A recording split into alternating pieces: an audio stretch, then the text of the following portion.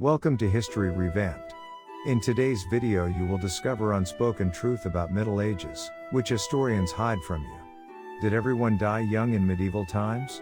And were medieval people really as dirty as we think? I am gonna share some little known facts about the Middle Ages and bust some of the biggest misconceptions. Let's get started. Myth 1. Women were so oppressed in the Middle Ages that they never did anything of interest.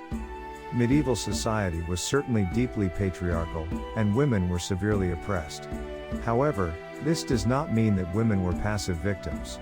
There are many examples of extraordinary women who achieved great notoriety: Eleanor of Aquitaine, Joan of Arc, Catherine of Siena, to name a few. But we also now know much more about the day-to-day lives of women across the social spectrum. Women participated in social, economic and political life, actively and often critically. For instance, peasant women played critical roles in their small holdings. Single women in towns were very economically active. Merchant women sometimes ran businesses very successfully. And women stuck together. We find cases of women helping each other in cases of sickness, sisters, mothers and daughters sticking up for one another, and women accompanying one another on difficult journeys. Myth 2. Everyone was short and died young. Evidence such as the small size of many medieval door frames has led many to believe that people were significantly shorter in the Middle Ages. In fact, archaeological analysis shows that average heights have changed little over the past 1,000 years. From the 10th century through to the 19th century, the average height did not shift more than a few centimeters, from about 158 centimeters for women, and 170 centimeters for men. It's also misleading to think that lifespan was considerably reduced. Averages are skewed by the very high mortality rates in periods of epidemic disease, such as the Black Death of 1348, and by the high incidence of childhood mortality. In fact, sources provide many examples of village elders in their 80s, able to reminisce about the profound social changes since their childhood.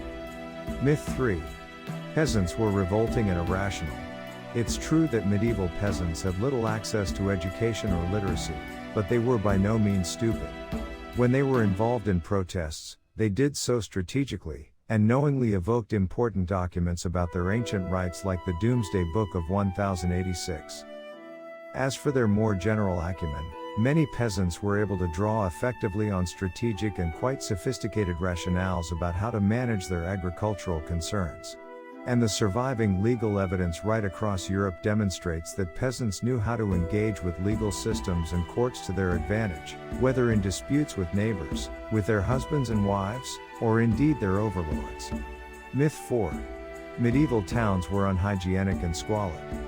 Whilst many medieval towns probably did stink, people were certainly bothered about this. More and more recent scholarly work has focused on the efforts to keep medieval towns clean and healthy, particularly in the late medieval period. While we might often see or read portrayals of urban filth and squalor, there was an enormous amount of regulation about such matters as dumping sewage in the streets or allowing animals to roam free. Myth 5. Medieval people were brutally and mindlessly violent. Although it's very hard to assess this statistically, levels of interpersonal physical violence were indeed probably very high. However, this was something which really bothered medieval people. Across a range of contexts, they really agonized about levels of violence and the harm which it could cause, whilst also acknowledging that sometimes it was a useful way of restoring order. For example, domestic violence was sometimes encouraged as a way to discipline unruly wives, but it was also the subject of real concern that it could go too far. Codes of chivalry provided ways to glorify violence, but at the same time tried to channel and contain it. Myth 6. Medieval people thought the world was flat and had little conception of the wider world. Whilst medieval people loved fantastical stories about monstrous peoples in far-off lands, most were perhaps surprisingly well informed about the world beyond their home. This was partly because travel was very common in the Middle Ages. Pilgrimages, trade and commerce, and diplomacy all meant that there was a lot of moving around. And did medieval people all think the world was flat? Actually, most understood that the world was spherical. If medieval maps look rather naive to modern eyes, it's often because their function was different.